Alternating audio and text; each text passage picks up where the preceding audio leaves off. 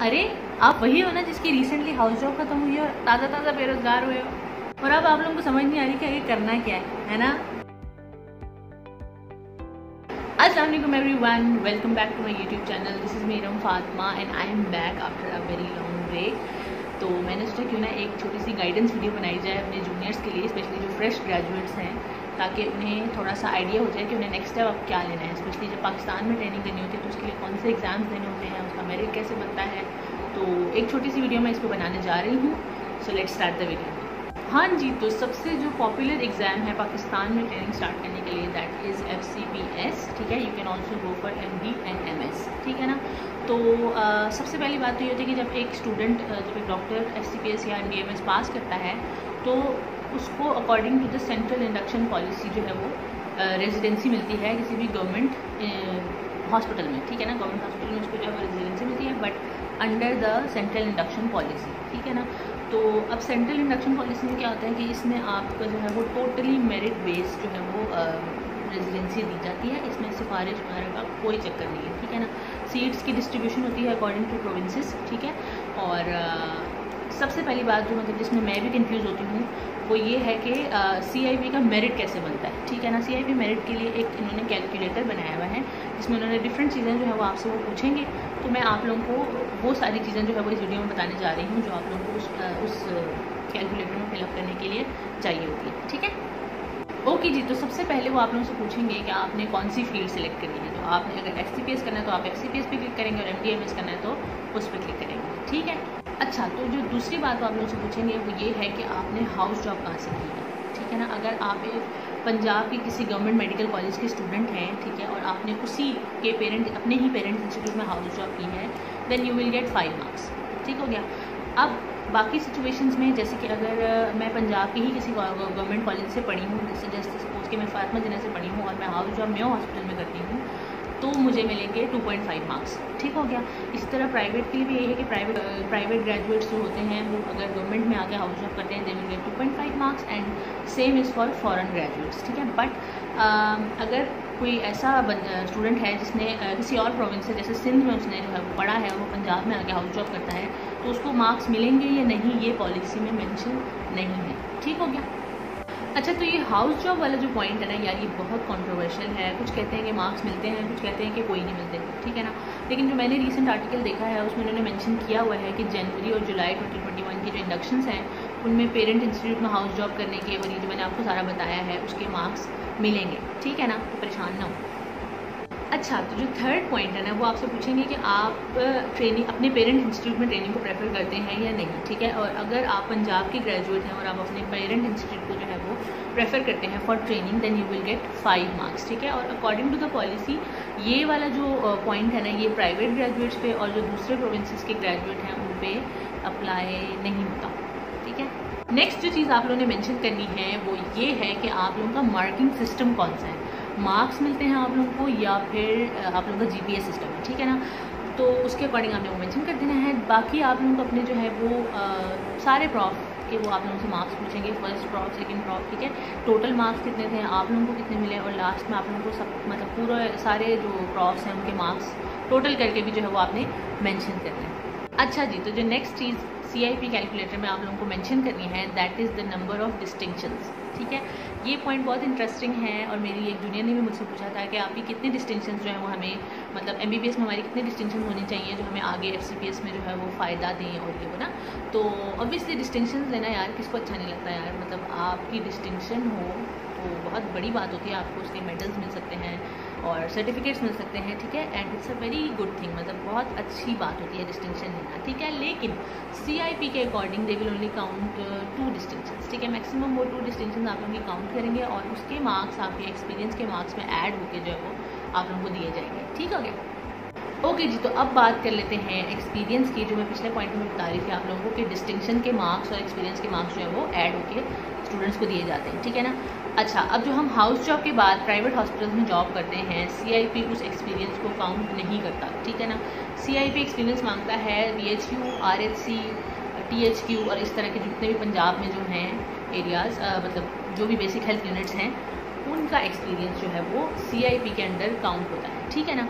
अब डिफरेंट मतलब आप लोगों को जो है डिफरेंट डिविजन्स हैं मार्क्स की, ठीक है। अगर आप BHU RHC रूरल डिस्पेंसरी करते हैं उसके मार्क्स अलग हैं, उसका एक्सपीरियंस का टाइम अलग है और THQ वगैरह का अलग है। तो मैं आप लोगों को अब वो स्टेप वाइज बताने जा रही हूँ। चलिए, तो सबसे पहले हम बात कर लेते हैं BHU RHC और रूरल डिस्पेंसरी, ठीक है ना। अच्छा, सबसे पहली बात तो ये कि मिनिमम एक्सपीरियंस जो है इनका होना चाहिए 3 मंथ्स का, ठीक है। अगर आपने 2 मंथ्स की है, 1 मंथ की है तो CIP उसको काउंट नहीं करेगा, ठीक है। Minimum experience is 3 months and maximum आप कर सकते हैं 2 ईयर्स तक का, ठीक है। 2 ईयर्स तक का आपका एक्सपीरियंस जो है वो काउंट होगा BHU RHC और रूरल डिस्पेंसरी में, ठीक है। और हर 3 मंथ्स के आपको मार्क्स मिलेंगे 2.5, ठीक हो गया। अच्छा जी, तो अब बात कर लेते हैं THQ, नॉन टीचिंग DHQ और अर्बन डिस्पेंसरी की, ठीक हो गया। इसमें भी मिनिमम एक्सपीरियंस जो है वो CIP काउंट करता है 3 मंथ्स का, ठीक है। लेकिन मैक्सिमम एक्सपीरियंस आपका हो सकता है 3 ईयर्स 4 मंथ्स का, मतलब आप अगर 3 ईयर 4 मंथ्स तक काम करते हैं तो CIP उसको एक्सेप्ट करेगी, ठीक है। अच्छा, अब इसमें डिफरेंस आ जाता है BHU और THQ में। डिफरेंस क्या है? मार्क्स का, ठीक है। जैसे BHU में आपको हर 3 मंथ्स के जो है वो 2.5 मार्क्स मिलते थे, THQ के केस में आपको 1.5 मार्क्स मिलेंगे, सही है।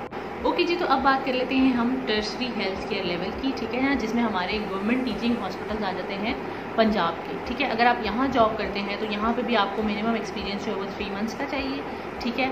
मैक्सिमम आप 5 ईयर्स का गेन कर सकते हैं। और अगर मार्क्स की बात की जाए तो टर्शरी हेल्थ केयर लेवल पे काम करने पे आपको फॉर एवरी 3 मंथ्स 1 पॉइंट मिलेगा, ठीक है। तो मेन डिफरेंस जो है वो बाकी तीनों लेवल्स में जो मेन डिफरेंस है वो मार्क्स का है और मैक्सिमम एक्सपीरियंस का। अच्छा, मेरा खुद का पर्सनली जो है वो BHU THQ लेवल का एक्सपीरियंस नहीं है और मैं गेन भी नहीं कर सकती, वो इस वजह से क्योंकि मैं पंजाब की नहीं हूँ, मैं गिलगित बल्तिस्तान से हूँ। और ये सुनने में आया है, मतलब ये है रूल कि जो कोटा सीट वाले लोग होते हैं वो BHU RHC मतलब पंजाब के BHU RHC हैं उनमें अप्लाई नहीं कर सकते। आई डोंट नो कि अगर सिंध का कोई मतलब स्टूडेंट है तो वो अपने एरिया में, अगर अपने एरिया के रूरल हेल्थ सेंटर में काम करता है तो उसको मार्क्स मिलते हैं या नहीं। लेकिन गिलगित का तो ये सीन है कि आप अगर गिलगित बल्तिस्तान में काम करते भी हैं, मतलब किसी डिस्पेंसरी में या किसी हॉस्पिटल में, तो CIP के अकॉर्डिंग आपको उसके मार्क्स नहीं मिलते। ओके जी, तो अब बात कर लेते हैं हम लास्ट पॉइंट की, and that is research paper, ठीक है। आपको कैलकुलेटर में मेंशन करना होता है कि आपके कितने रिसर्च पेपर्स हैं जो कि किसी वेल रिकग्नाइज्ड जर्नल में पब्लिश्ड हैं, ठीक है। CIP आपको मैक्सिमम 2 रिसर्चेस के जो है वो मार्क्स देगा, ठीक है। Each research will give you 2.5 marks, ठीक है। और लास्ट बात ये कि मार्क्स जो है वो सिर्फ फर्स्ट 3 ऑथर्स को जो है वो दिए जाते हैं। अगर आपका कोई 4th ऑथर भी है तो उसको मार्क्स नहीं मिलेंगे, ठीक है। और साथ ही साथ आपको लिंक और डॉक्यूमेंट्री प्रूफ प्रोवाइड करना होता है कि आपका जो आपकी जो रिसर्च है वो किसी वेल रिकग्नाइज्ड जर्नल में जो है वो पब्लिश्ड है। ओके जी, तो मैं आप लोगों को बता रही थी वो सारे पॉइंट्स जो आपको CIP मेरिट कैलकुलेटर में मेंशन करने होते हैं, ठीक है। अब लास्टली हम बात कर लेते हैं सीट डिस्ट्रीब्यूशन की, ठीक है। 50% सीट्स जो है वो FCPS के मतलब FCPS वालों को दिए जाते हैं और 50% MDMS वालों को दिए जाते हैं, ठीक हो गया। अच्छा, अगर हम प्रोविंसेस के हिसाब से बात करें तो 93% सीट्स जो हैं वो पंजाब के डोमिसाइल वाले डॉक्टर्स के लिए हैं और बाकी 6% जो है वो दूसरे रीजन्स के, ठीक है। इसमें 2% करके उन्होंने डिवाइड किया होता है। 2% for foreign graduates, 2% for Gilgit Baltistan के AJK इस्लामाबाद, 2% फॉर सिंध, ठीक है ना, और सिंध KPK वगैरह बलूचिस्तान, और 1% सीट्स जो है वो इन्होंने एलोकेट की हैं फॉर डिफरेंटली एबल्ड डॉक्टर्स, ठीक है, जो कि अप्लाई कर सकते हैं एनेस्थीसिया में, पैथोलॉजी में और रेडियोलॉजी, ठीक है। अब अगर हम मार्क्स की बात कर लें तो मार्क्स ये देते हैं, अगर FCPS वालों को देते हैं 40 में से, ठीक है।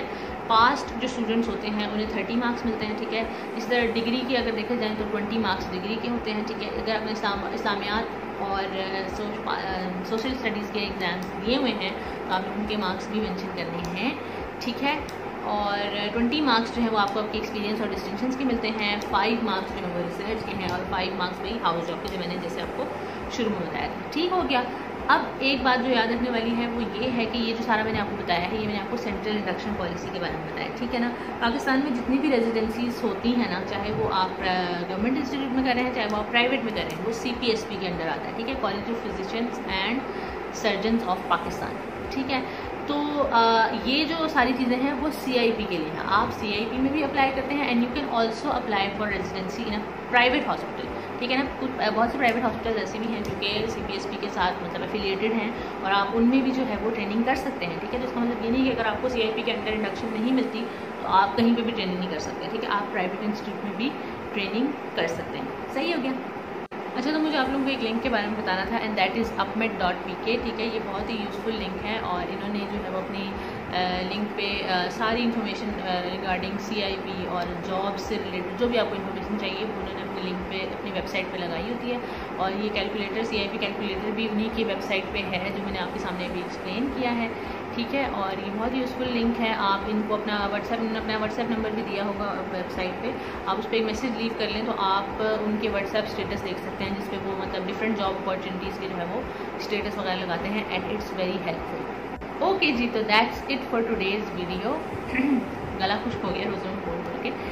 खैर, इंशाल्लाह आप लोगों को इस वीडियो से फ़ायदा होगा। अभी मैं खुद भी इन स्टेप्स से जो है वो गुजर रही हूँ और मैंने भी रेजिडेंसी स्टार्ट नहीं की। सो प्लीज़ डोंट बैच मी अगर मैंने कुछ गलत बताया तो। अगर आप लोगों को लगता है मैंने कुछ गलत बताया तो मुझे प्लीज़ करेक्ट कीजिएगा कमेंट्स में। ठीक है, और मेरी वीडियो को लाइक करें। ठीक है, अपने फ्रेंड्स के साथ शेयर करें और मेरे चैनल को सब्सक्राइब करें। इंशाल्लाह मैं कोशिश करूँगी कि मैं आप जो है वो यूट्यूब पे एक्टिव रहूँ और मैं एक और वीडियो लेके आऊँगी आप लोगों के लिए, जिसमें आप लोगों को बताऊँगी कि आप लोग FCPS के लिए कैसे प्रिपरेशन स्टार्ट कर सकते हैं। और अगर आप लोग किसी ऐसी फील्ड में जाना चाह रहे हैं जिसका मेरिट ज़्यादा है तो आपको ऑब्वियसली मेरिट बनाने के लिए BHU THQ वगैरह में जॉब करनी पड़ेगी। ठीक है ना, तो वो पहले आपको BHU करना चाहिए या FCPS करना चाहिए। मैं आप लोगों को इस बारे में भी थोड़ी बहुत गाइडेंस दूँगी। ठीक हो गया, तो इंशाल्लाह आप लोगों से नेक्स्ट वीडियो में दोबारा मुलाकात होगी। प्लीज़ दुआ करें कि मैं एक्टिव रहूँ। ठीक है, और आप लोग मेरी बहुत मतलब जितनी मेरी नॉलेज थी मैंने आप लोगों को कोशिश की है कि मैं उतना गाइड कर सकूँ। इंशाल्लाह आप लोगों को इससे फ़ायदा होगा। इंशाल्लाह आप लोगों से किसी और वीडियो में दोबारा मुलाकात होगी। मुझे इस वीडियो का फीडबैक ज़रूर दीजिएगा। अगर किसी एक को भी इस वीडियो से फ़ायदा होगा तो मुझे लगेगा कि मेरा जो है ना वो ये वीडियो बनाने का मकसद पूरा हो गया। ठीक है, तो मुझे अपने फीडबैक से ज़रूर आगाह कीजिएगा। आप लोगों से इंशाल्लाह किसी और वीडियो में दोबारा मुलाकात होगी। दुआ करेंगे मैं एक्टिव रहूँ और तब तक के लिए फिर अल्लाह हाफ़िज़।